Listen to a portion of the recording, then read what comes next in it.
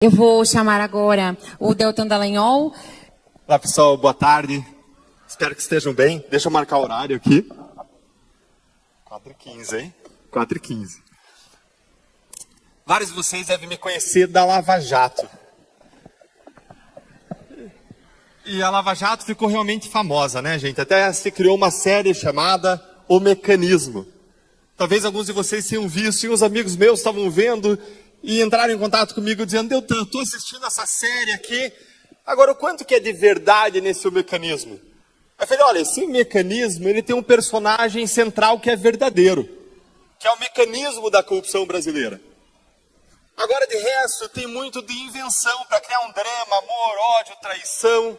E tem um personagem que trai a esposa. Ainda bem que não sou eu, viu? Senão eu estava em maus lençóis. Então, a maior parte é ficção e por isso que eu só tenho uma reclamação real e verdadeira contra o mecanismo. Que é o fato de que eu sou muito mais bonito do que o ator que me representa. Pelo menos é o que dizem a minha mãe e a minha esposa, gente. E eu acredito piamente nelas. Mas se vocês me conhecem Lava Jato, eu queria começar dizendo para vocês o que me fez entrar na Lava Jato. Porque o desafio que me colocaram hoje aqui foi trazer uma mensagem sobre legado a partir da nossa história. E se eu tenho que deixar uma visão para vocês sobre legado, eu queria deixar que a gente precisa se envolver na política para construir uma sociedade melhor para os nossos filhos. E a gente precisa trazer para os nossos filhos uma visão sobre política. Se a gente não trouxer escolas doutrinadas, uma cultura woke identitarista, de esquerda e progressista vai trazer.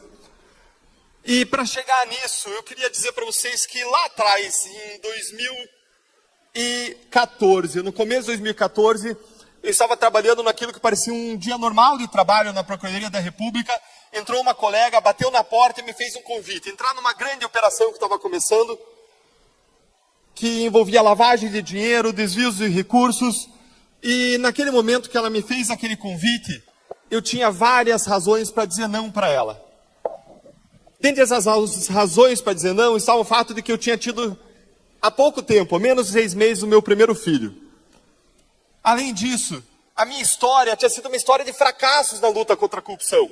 Eu entrei no Ministério Público, aquele órgão em que eu trabalhava, por eu ter uma visão cristã de que o nosso propósito na Terra é viver em amor ao próximo. E eu vi no Ministério Público uma oportunidade de ter vários instrumentos para servir em diferentes dimensões da sociedade. E eu queria buscar justiça. E quando você vê a função central do governo na Bíblia, em Romanos 13, é fazer justiça.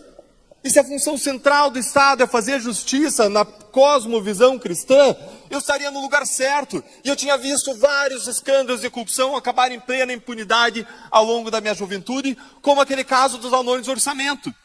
E que uma das pessoas envolvidas chegou a dizer que, veja bem, ele ficou rico, multimilionário, porque Deus o abençoou. Ele ganhou na loteria mais de 100 vezes. Quem lembra disso? E eu acreditava que nos meus casos seriam diferentes, mas vez depois de outra, todos os meus casos contra grandes corruptos acabaram em plena impunidade. E eu fazia coisa que ninguém fazia. Eu mandava carta para os ministros dizendo: julga rápido, se você não julgar vai passar muito tempo e vai prescrever. Mas os casos inevitavelmente prescreveram e ficaram nos escaninhos do judiciário. Decidindo não desistir, eu fui estudar em Harvard, passei 1 ano lá, num lugar que expandiu meus horizontes, me fez conhecer um sistema de justiça que funciona melhor do que o nosso. Voltei para o Brasil e então a Letícia bateu na minha porta. E como vocês veem, eu tinha várias razões para dizer não para ela, para recusar aquele convite para trabalhar naquela grande operação. Um filho pequeno, aquela operação nova seria uma montanha de trabalho, abriria a mão do tempo com a minha família, com a minha esposa, com os meus filhos. E a minha história é uma história de fracassos na luta por justiça, é como a história do Brasil. Mas ao mesmo tempo que eu tinha razões para dizer não, eu tinha razões para dizer sim, que consiste naquilo que move a todos nós cristãos, que é amor ao próximo, é fazer a diferença, é transformar a sociedade, é trabalhar com excelência, é fazer o nosso melhor, é não desistir quando todo mundo desiste, é perseverar quando pessoas são usuárias dependentes químicas, é não desistir, é ir adiante. Nós somos aqueles que acreditam, mesmo quando os outros desistiram e ficaram para trás. Naquele dia eu disse sim para a Letícia, porque eu vi que a corrupção ao longo da história brasileira, ela é um mal pervasivo, Ela é uma assassina silenciosa. Ela causa sofrimento humano, disfarçado de filas em hospitais, mortes em estradas ruins, uma educação pobre e serviços públicos péssimos, apesar de a gente ter uma das cargas tributárias mais altas do mundo. E por eu ter dito sim, isso me deu a oportunidade de fazer parte de uma equipe que, com o apoio de vocês, alcançou resultados inimagináveis. Conseguimos, pela primeira vez na história, colocar corruptos em série na cadeia, recuperar bilhões de reais para os cofres públicos, e nós achamos que, enfim, pela graça de Deus, nós teríamos uma vitória contra a grande corrupção brasileira. Nós seríamos um país melhor. Afinal de contas, nós não queremos morar num outro país, nós queremos sim um outro Brasil. Contudo, pouco tempo depois, o que nós começamos a ver foi que o sistema político corrupto se reorganizou e passou a reocupar posições de poder. E passou a destruir, derrubar as condenações, uma depois da outra. Passou a mudar as leis de combate à corrupção para impedir que novas lava-jatos acontecessem, mudando a prisão em segunda instância, a competência para julgar a corrupção, que foi para a Justiça Eleitoral, que nunca mandou ninguém para a cadeia na história. Mudaram as regras das colaborações premiadas, mudaram as regras da lei de improbidade administrativa. E chegou um ponto, no final de 2021, em que eu tive um novo processo de decisão. Um processo de decisão que eu tive quando alguém me ligou e disse: Deltan, eu quero convidar você para entrar na política. Eu nunca quis ir para a política. E para minha vergonha, antes de 2014, eu nunca queria envolvimento com a política. Eu queria servir a comunidade, e assim fazia, com envolvimento no Lar Batista Esperança na minha comunidade, envolvimento em igreja, viagem para encontro de viagens missionárias, ficar em escolas, dormindo em colchões infláveis, como vários de vocês já fizeram ao longo da vida. Mas eu não queria envolvimento com a política, eu nunca quis envolvimento com a política. Mas chegou no final de 2021 e eu recebi esse convite e me pus a refletir e orar diante de Deus. E o que eu vi foi que eu tinha várias razões para dizer não. Sair do Ministério Público significava abandonar a minha segurança financeira, uma carreira consolidada de 18 anos em que eu fazia o que eu amava, lutar por justiça. Mas o que impactou a decisão minha e da minha esposa foi a parábola dos talentos. Quem aqui já ouviu a parábola dos talentos? Imagino que todo mundo, né? Todo mundo deve ter ouvido. É uma parábola em que, muito rapidamente, o Senhor vai viajar, deixa talentos com diferentes servos, eram quantidades de metal precioso, o primeiro com 5, o segundo com 4, o terceiro com 1, vai viajar, tempo depois volta, pergunta o que vocês fizeram. O primeiro e o segundo disseram: olha, nós multiplicamos os seus talentos, dobramos os talentos. E ele disse: Senhor, servos bons e fiéis, foram fiéis sobre o pouco, sejam colocados sobre o muito, agora venham e partilhem da alegria do seu Senhor. Em relação ao terceiro, ele veio e disse: olha, eu tive medo. Eu sei que o Senhor é Senhor severo, que colhe onde não planta, que ajunta onde não semeia, por isso enterrei o talento, está aqui de volta. E aquele senhor olhou e disse para ele: servo mau, servo negligente, que seja jogado onde há choro e ranger de dentes. Essa parábola tem duas mensagens centrais. A primeira mensagem é: nós somos responsáveis diante de Deus pelo modo como nós usamos os talentos que Ele nos deu. Cada um de nós, você é responsável, eu sou responsável. Nós vamos prestar contas a Deus pelo modo como nós usamos os talentos nas diferentes dimensões da nossa empresa, na nossa família, na nossa sociedade, na nossa comunidade, na arena política. E a segunda mensagem é: se nós queremos fazer o melhor com os talentos que Deus nos deu, nós devemos estar dispostos a dar passos de fé, a sair da nossa zona de conforto. Empresários, empreendedores entendem isso muito bem. Se você quer fazer o melhor com os talentos que Deus te deu, você deve estar disposto a dar passos de fé. E aquela foi a decisão mais difícil da minha vida, porque sair do Ministério Público era não só abrir mão de uma carreira em que eu encontrei propósito, da nossa segurança financeira, mas porque a nossa terceira filha é autista. E se acontecesse qualquer coisa comigo, ela teria segurança financeira de vida para o resto da vida dela. Mas a minha esposa olhou para mim e disse: meu amor, a gente pode ter que mudar o nosso padrão de vida, a gente pode ter que vender os nossos bens, mas vamos viver no centro da vontade de Deus para a nossa vida. E nós demos um passo para fora do Ministério Público, para que nós pudéssemos fazer a diferença onde era mais importante que ela fosse feita nesse momento, que é reconstruir os instrumentos de combate à corrupção, que é resistir a um governo de esquerda, que era o Congresso Nacional. O Lula já tinha saído da cadeia, já tinha essa perspectiva dele ir para lá, e era o lugar em que melhor poderíamos fazer isso, resistir a uma ideologia com a qual a gente não concorda. E a gente deu esse passo de fé, e meus irmãos, tantas vezes a gente dá passos de fé, e a vida nos testa, não é mesmo? E a gente deu esse passo de fé, saiu do Ministério Público, e poucos meses depois a gente ter abandonado a segurança financeira.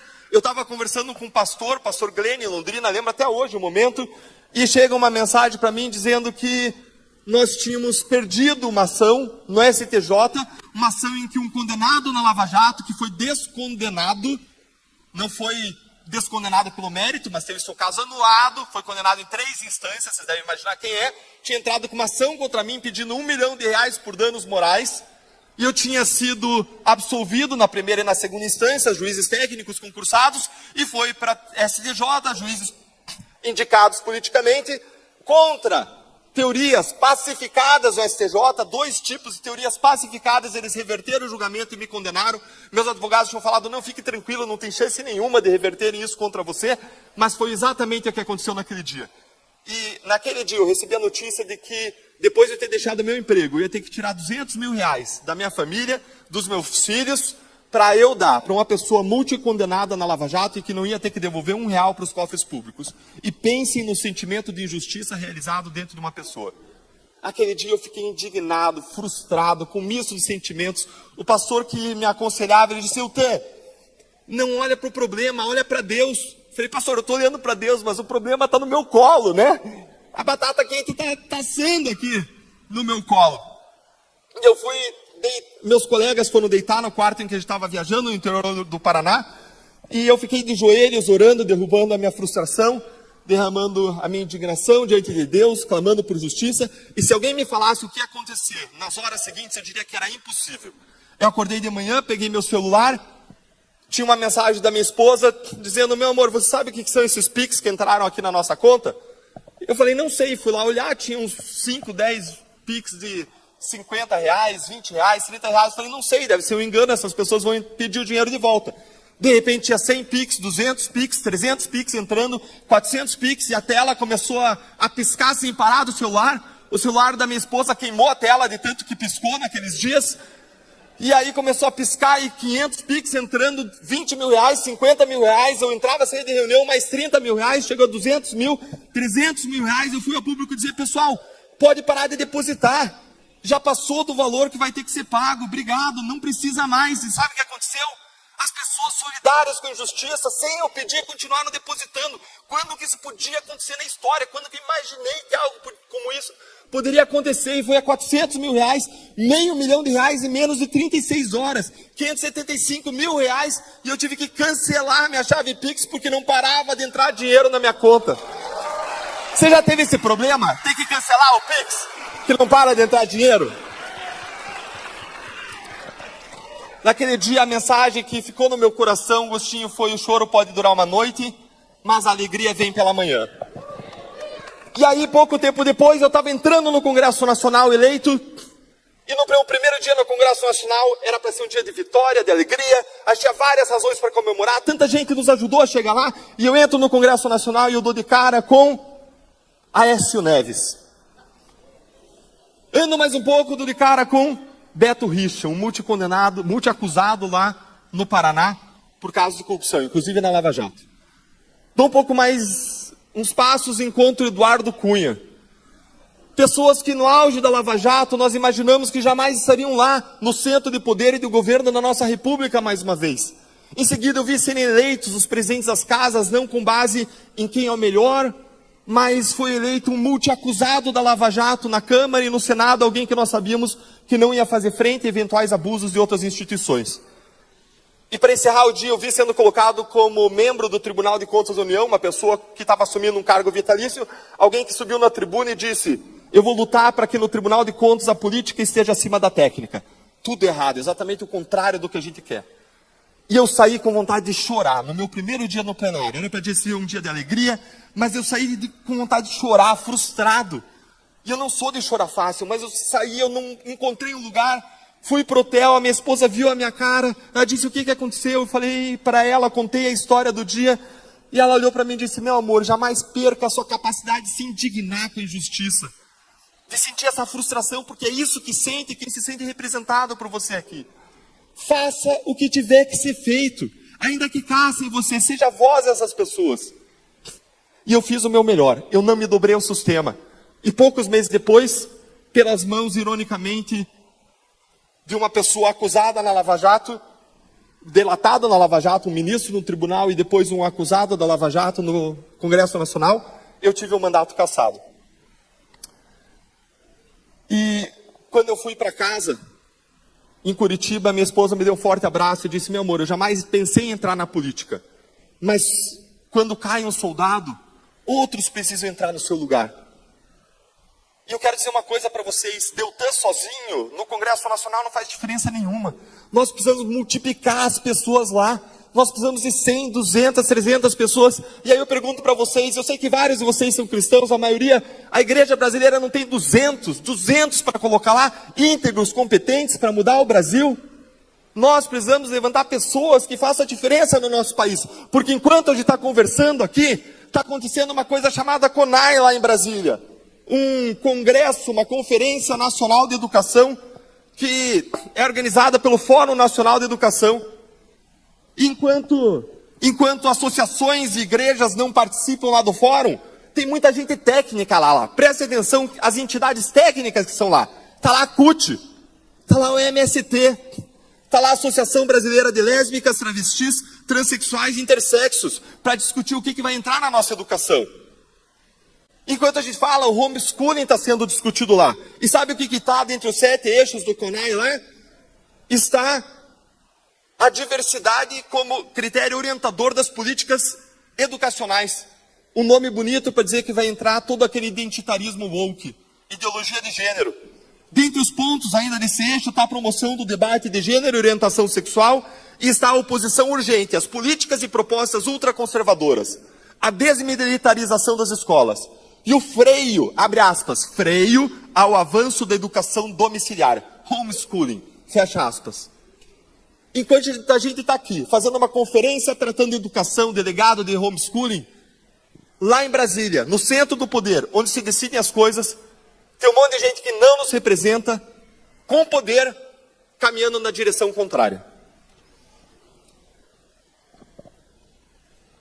E ao mesmo tempo em que eles discutem esses temas, não há nenhuma discussão séria de propostas meritocráticas para a gente tornar a nossa educação algo mais parecido com o parâmetro mundial. Nós investimos 5 a 6% do PIB e o nosso resultado educacional não corresponde ao percentual e à riqueza que a gente investe na educação, olhando para parâmetros mundiais, segundo estudos do Banco Mundial. Então vocês veem que ou a gente se envolve em política, ou a política, de toda forma, ela vai decidir a nossa vida. Ela vai, no mínimo, influenciar a nossa vida. E se nós queremos influenciar a visão política de mundo dos nossos filhos, nós precisamos primeiro formar nossa. Então nós precisamos conhecer de política e falar sobre política com os nossos filhos. E se você... Opa, quase. E se você... Até esqueci o que eu ia falar, gente. Ensinar de política para os nossos filhos.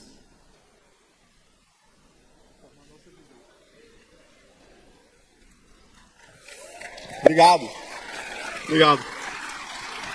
Lembrei. E quando eu falo que a visão da esquerda está equivocada, a visão da esquerda está equivocada segundo uma cosmovisão cristã porque ela entende tudo errado. Tem uma visão de Estado que é uma visão totalizante de Estado. Uma visão segundo a qual o Estado pode entrar em todos os domínios, todas as esferas da vida humana. E aí entra para regular o discurso, a nossa liberdade de expressão, por meio de um projeto das fake news. E aí entra querendo dizer como que dentro da sua casa, da sua família, tem que funcionar a educação. É uma visão de Estado totalizante da qual a gente discorda. A gente entende pela visão católica que existe uma subsidiariedade do Estado. O Estado só entra onde as outras esferas não resolvem, inclusive a família. Só se a família não resolver a educação, aí que o Estado entra. Ou ainda, segundo a visão protestante da soberania das esferas, do Abraham Kuyper, cada esfera tem sua soberania. O Estado não pode se meter na área exclusiva da família da mesma forma. Segundo ponto, a visão de esquerda é uma visão errada sobre o indivíduo. Vê o indivíduo como uma visão determinista, como um produto do ambiente, não como alguém que toma suas próprias decisões com livre-arbítrio. Como resultado disso, tem uma política criminal que contraria Romanos 13, que passa a mão na cabeça de criminoso. Afinal de contas, eles são, abre aspas, vítimas da sociedade. Isso produz os péssimos resultados de segurança pública que a gente tem. Pior, tem uma visão errada de sociedade. Veja que eu já falei de visão de Estado, visão de indivíduo, agora visão de sociedade. tem uma visão que olha para a sociedade como uma luta entre opressores e oprimidos, e se você é pai, você é um opressor da sua família, se você é homem hétero, então, coitado de você, o opressor sobre todos os aspectos possíveis, e que fragmenta o tecido social, erode o capital moral e o capital social da sociedade. É uma visão de que a gente discorda, de amor, de união, de visão totalmente diferente. E se nós queremos impactar a visão dos nossos filhos, nós precisamos de duas coisas. Nós precisamos nos envolver na política e nós precisamos ensinar a política para os nossos filhos. Mas a gente não vai ensinar se a gente não souber. E naquele dia que, caçado, eu voltei para casa e eu falei para minha esposa, e a minha esposa olhou para mim e disse, eu nunca pensei em entrar na política, agora pela primeira vez eu considero essa possibilidade. Quem sabe daqui não vai sair alguém para a política? Quem sabe daqui não vai sair um novo vereador, um novo prefeito, alguém que vai impactar a comunidade ao seu redor? Porque alguém decidiu isso lá em Joinville, que nunca tinha considerado sair para a política, uma pessoa chamada Adriano Silva, foi à política, fez totalmente diferente, e hoje Joinville é considerada a melhor cidade administrada, ele tem a melhor avaliação de todas as cidades do Brasil. É uma das mais seguras do Brasil, um dos melhores lugares para empreender, graças a alguém que decidiu sair da sua zona de conforto, usar os seus talentos também nessa dimensão e servir a sociedade também na dimensão política. E eu queria encerrar dizendo o seguinte para vocês, 21 minutos, né? Tá me cronometrando ali, ó. Olha a minha fiscal. Eu queria encerrar dizendo o seguinte para vocês. Talvez você esteja olhando para tudo isso e dizendo, Deltan, tudo isso é muito bonito, mas eu estou muito frustrado. Olha o que tem acontecido, é uma degradação, é um dia pior do que o outro. A gente vê a volta das mesmas pessoas ao poder, reocupando espaços, a politização das estatais. A gente vê pessoas multicondenadas sendo honradas nas mais importantes posições da República. Nós vemos atraso depois atraso na segurança pública, crise na educação. Isso que a gente está vendo no CONAI, é o foco no lugar errado. Se você vive frustrações, eu quero dizer que eu vivi várias frustrações ao longo da minha vida. Várias frustrações. E daquilo que vocês conhecem, depois que eu entrei na Lava Jato, foi um processo de trabalho imenso, em que eu tive que abrir mão de tempo com a minha família, com os meus filhos, com os meus amigos, finais de semana, para trabalhar. Depois vieram ameaças à nossa vida, ameaças à integridade dos meus filhos, vieram tentativas de assassinato moral contra nós. A gente enfrentou calúnias, difamações, a gente enfrentou a destruição do nosso trabalho diante dos nossos olhos. E quando a gente decide dar um novo passo, buscar novas estratégias, a gente encontra mais e mais resistências, chegando a ser caçado.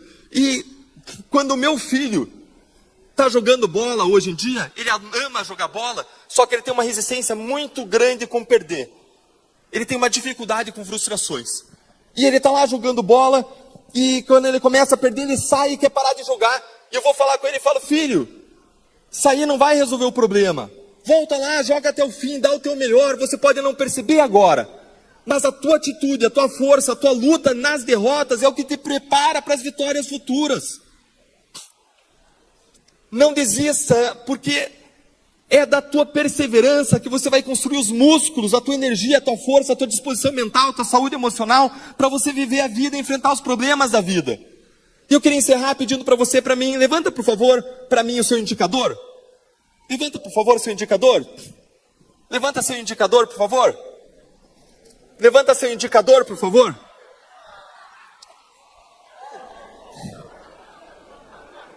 Já sabem o que eu vou dizer, né?